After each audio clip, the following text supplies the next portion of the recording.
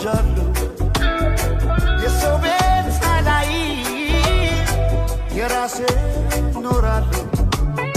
ሲከፋኝ አንዳንዴ እንደ ሰው ባለቅስም አልጎዳም ጤናዬ ምንም ከኔ አይብስም አትቀደምምና ምኞቱን ለናት ተጓዥ የሆዴን ጉዳት ስቃይ ጥርሴ ብቻ ናት ፈዋሽ ስማ ራሴ በቅናት ባዝኜ ለምን አረጃለሁ የሰው ቤት ሳላይ የራሴ ኖራለሁ ሲከፋኝ አንዳንዴ እንደ ሰው ባለቅስም